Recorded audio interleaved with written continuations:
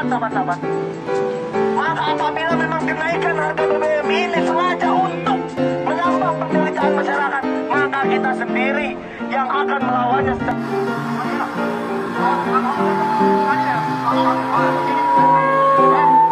Assalamualaikum warahmatullahi wabarakatuh. Hidup mahasiswa! Hidup mahasiswa! Hari ini kawan-kawan, kita turun ke jalan bukan untuk semua cuma-cuma.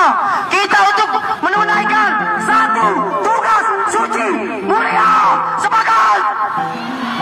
Mari kita nyanyikan syair dari Wiji Tukul. Apa guna punya ilmu tinggi kalau hanya untuk mengibuli?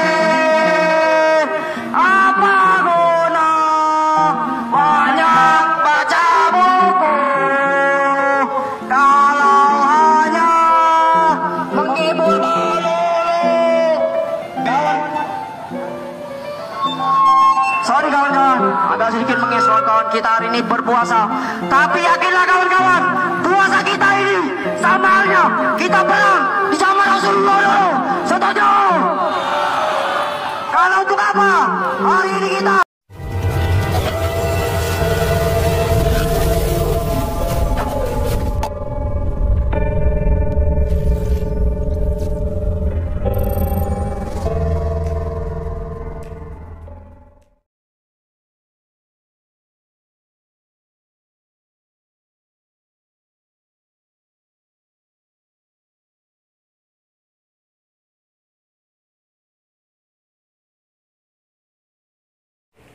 Ya, assalamualaikum warahmatullahi wabarakatuh. Alhamdulillahirrahmanirrahim.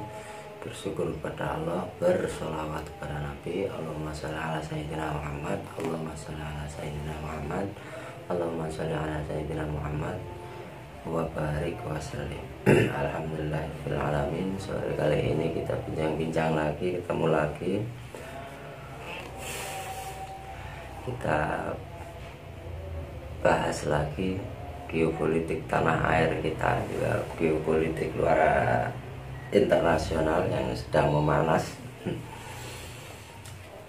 Sebelumnya saya akan menyapa saudaraku semua, apa kabar ya? Semoga tetap selalu dalam lindungan Allah Subhanahu wa taala dan tetap istiqomah di jalan yang Allah ridhoi ya.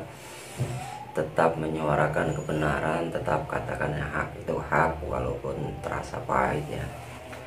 Dan mari kita perbanyak sholawat kepada baginda Nabi Muhammad SAW, di mana beliau adalah satu-satunya yang punya syafaat.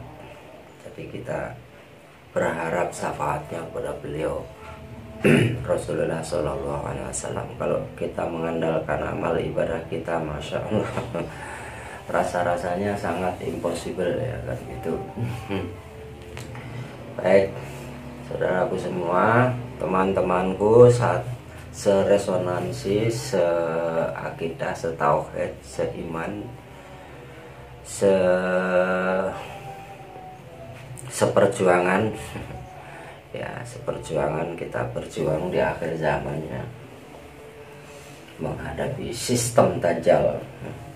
Sebelum Dajjal yang sesungguhnya muncul, maka sistemnya akan muncul lebih dulu kan gitu. Ya, itu sudah menjadi ketentuan bahwasanya kita hidup di zaman yang penuh fitnah, zaman yang dikatakan seperti potongan-potongan malam yang gelap gulita ya. Zaman dimana kita ini diputar balikkan, jadi yang A dibilang B, yang B dibilang A, dan lain sebagainya dan seterusnya. Jadi kita memang sedang menghadapi para penipu, para pembohong. Dajjal itu maksudnya kan penipu, pembohong. Nah, kita jelas saat ini kita berada di sebuah negara yang rezimnya adalah rezim penipu, pembohong, pendusta, janji. Yang penting janji, masalah tepat atau tidak itu gimana nanti kan gitu. Ya itulah, kita sedang dipimpin oleh seorang dajjal atau rezim dajjal, artinya rezim yang suka berbohong. Jadi tidak pernah transparan apa ya dalam kebijakannya, selalu merugikan, selalu tidak memihak kepada pemilihnya. Yang memilih siapa? Yang memilih itu kan rakyat ya. Yang memilih itu kan rakyat. Katanya ya, gitu. Yang memilih itu rakyat. Karena kedaulatan di negara kita ini adalah kedaulatan di tangan rakyat. Ini akan jadi masalah karena ya itulah, yang namanya sistem demokrasi itu adalah produk daripada Yahudi Nasrani, produk di mana demokrasi itu sebuah kebebasan, artinya siapapun apapun boleh melakukan apapun, ya kan gitu demokrasi. Apapun siapapun boleh melakukan apapun. Di sisi lain juga apapun boleh melakukan apapun. Jadi akhirnya terjadi kebebasan. Nah, dengan kebebasan ini maka hukum tidak menjadi tidak berjalan. Ya, itu sesungguhnya itu demokrasi itu seperti itu. Demos kratos. Katanya sih dari bahasa Yunani itu yang dari bahasa atau kata demos kratos. Ya, memang bahasa seperti itu memang dari bahasa Yunani ya. Yang jelas itu bukan sistem yang Allah ridhoi ya kan gitu. Bukan sistem yang sudah Allah tentukan melalui para rasulnya, para nabinya. Dengan turunnya Al-Quran, dengan turunnya Islam, ajaran Islam, maka ketentuan itu Allah, ketentuan itu Allah, hukum itu Allah. Tapi kita sekarang ini sedang dihukumi oleh hukum produk manusia. Siapapun orangnya, orang Islam sekalipun, kalau menciptakan hukum, menciptakan produk hukum selain daripada hukum yang sudah ditentukan oleh Allah, batal. Ya, kita tahu bahwasanya memang di akhir zaman itu kita akan menghadapi potongan-potongan malam yang gelap gulita. Artinya kita akan menghadapi pembohong, penipu, pendusta, ya. Kebijakan yang tidak memihak kepada rakyat kecil, ya kan gitu. Kearogansian para aparat, ya kan gitu. Ya, aparat itu kan hanya tunduk dan patuh pada perintah. Apabila perintahnya itu zalim, maka aparat itu akan berbuat zalim. Karena yang namanya aparat itu kan ibaratnya kan pesuruh ya, centeng ya, bodyguard. Walaupun slogannya melindungi dan melayani. Melindungi dan melayani artinya harus independen. Kalau yang namanya instansi seperti itu mestinya independen. TNI dan Polri itu harusnya independen. Karena tugas TNI adalah menjaga teritorial dari serangan dari luar. Sedangkan Polri menjaga teritorial dari serangan dari dalam. Karena hasilnya seperti itu, basicnya harusnya. Basicnya seperti itu. Maka Polri itu kadang-kadang akan menjadi hakim di lapangan, hakim memutuskan, hakim di lapangan terkadang. Tapi semua itu tidak berfungsi, tidak berjalan sebagaimana mestinya. Ya kita tahu karena semua itu kan semua itu demokrasi itu semua. Demokrasi itu kebebasan kebebasan bagi penguasa, tapi pengekangan bagi rakyat itu yang terjadi seperti itu. Oke. Kita tahu ya negeri kita ini ngiblat kepada negeri yang sangat biadab, yaitu negeri komunis Tiongkok. Negeri komunis Tiongkok itu pernah membunuh sekitar 3,5 juta manusia tanpa ampun, membunuh, memperkosa, menanam, bahkan anak-anak diinjek-injek. Kita bisa lihat videonya ya, video walaupun film tapi film dokumenter. Ya makanya kebijakan-kebijakan yang dilakukan oleh para penyelenggara negeri ini yang dipimpin oleh presiden, yaitu kebijakan yang dikontrol dari sana, kebijakan pesanan dari sana. Intinya adalah membumi hanguskan Islam. Jadi yang namanya komunis itu yang paling dibenci. Yang paling dibenci itu Islam. Kalau agama-agama yang lain mungkin masih bisa dikendalikan dengan cara yang ya cara-cara mereka lah, cara seperti apa. Cara-cara komunis itu kan, yang namanya komunis itu kan sebenarnya bunyinya begini. Ideologi komunis itu adalah revolusi secara kasar. Komunis itu adalah revolusi secara kasar. Jadi hard revolution itu komunis. Itu diciptakannya komunis itu tujuannya itu. Jadi revolusi dengan kekerasan. Makanya disebut hard revolution. Ya ini terjadi sudah di negara Tiongkok, negara Xi Jinping yang setan itu, yang iblis itu, yang lebih biadab dari itu seperti itu. Dari Mao Zedong, dari Li Peng dan lain-lain, selalu melakukan hal-hal yang tidak manusiawi, membunuh, memperkosa, bebas.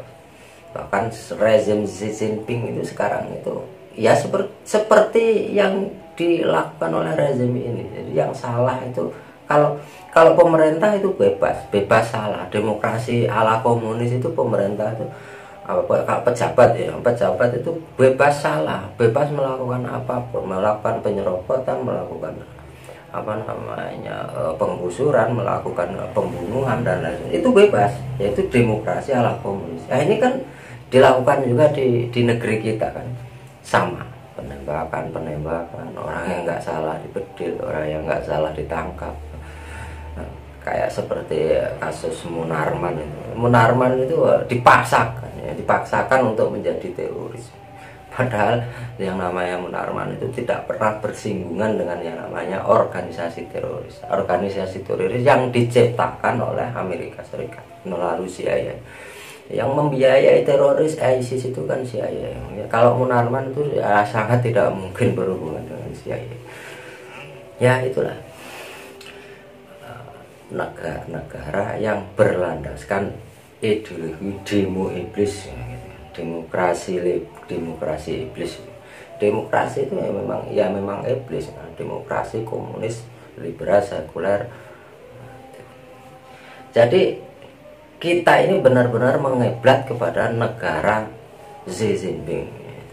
Jadi pejabat itu mau bebas korupsi, bebas mencerobot tanah, bebas. Yang terjadi di Indonesia itu seperti itu. Orang pinjam bank, orang pinjam uang di bank ya kan, menjaminkan aset, nilai asetnya 1,5 miliar, sedangkan yang dipinjam hanya misalnya 50 juta.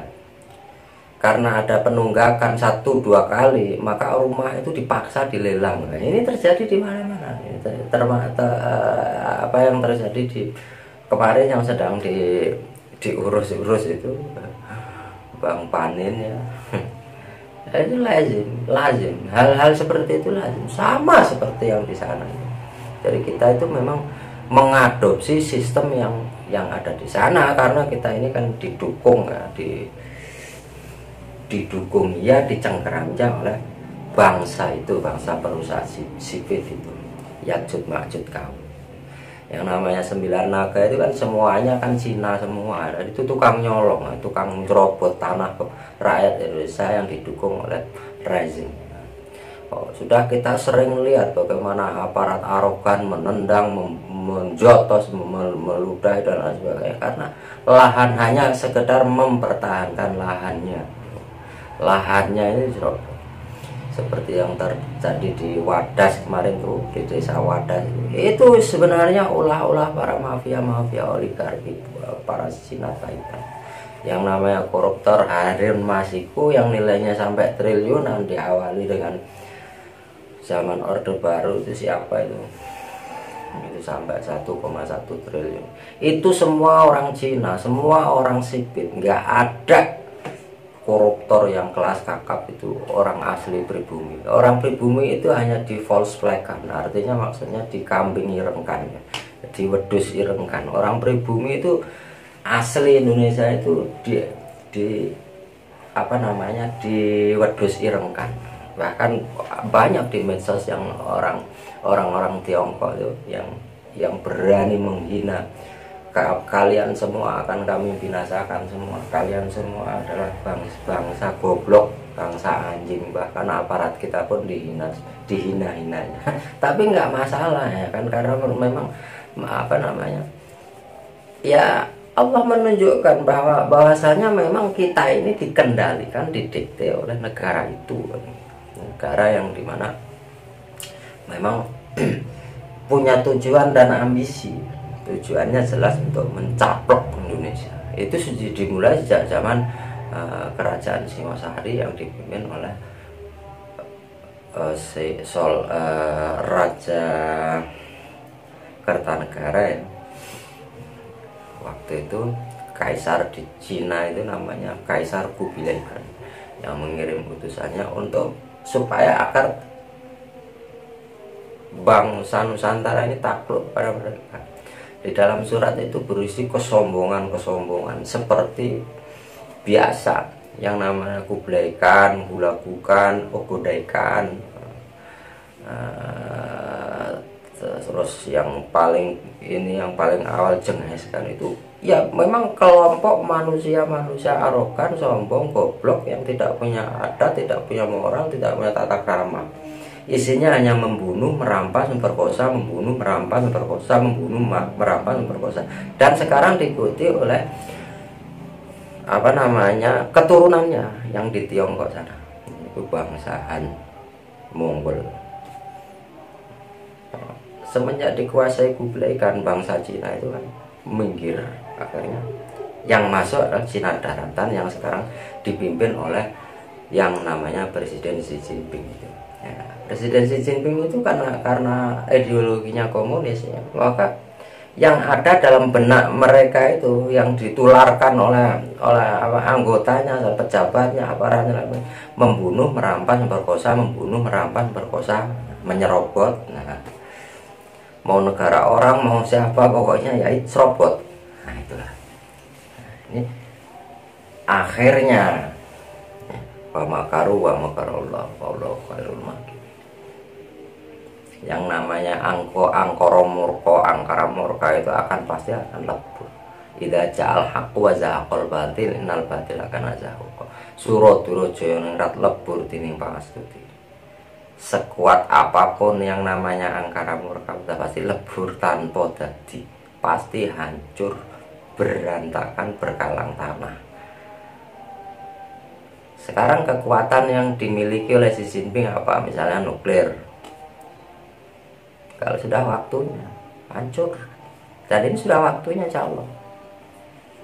Putin walaupun kekuatannya sekuat apapun, negara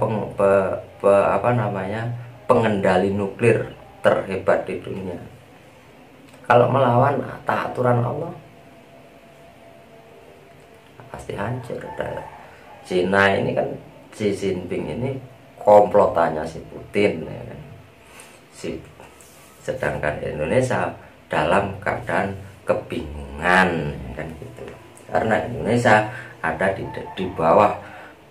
bawah apa namanya, kendali dua kekuatan Hohihu, yaitu kekuatan barat dan kekuatan timur. Sedangkan umat Islam seperti biasa, seperti zaman Rasulullah, berada di antara dua kekuatan besar itu. Makanya jangan salah kaprah. Kita memang benar ya, yang namanya Rusia itu mualafnya banyak sekali mualafnya, banyak sekali Islamnya gitu. Tapi bukan berarti Putin itu pro Islam. Ya, kita harus benar-benar paham Putin itu siapa kan gitu. Putin itu jelas bukan orang Islam kan gitu. Ya nanti kita bahas lain kali tentang Presiden Putin ya. Tentang Presiden Putin dan apa namanya dengan ortodoknya yang jelas. Kita akan mengulas kembali mungkin tentang Roma itu yang mana ya. Ya semua itu ada alasannya, semua itu ada alasannya.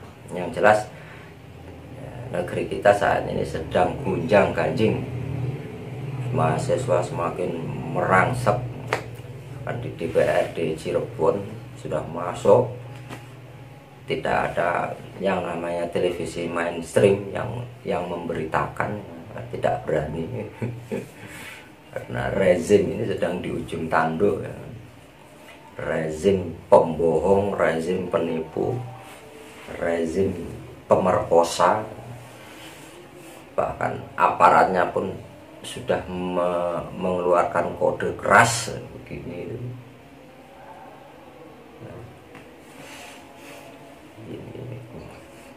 Ini apa namanya, ada kaitannya lah gitu. Menjelang buka puasa ya, kita ngobrol-ngobrol ngarang itu ya. Ya 1, 2, 3, 10, 20 orang sahabat setia ya, yang selalu istiqomah dalam menjalankan perintah dan larangan Allah, amar ma'ruf nahi mungkar ya. Bagaimana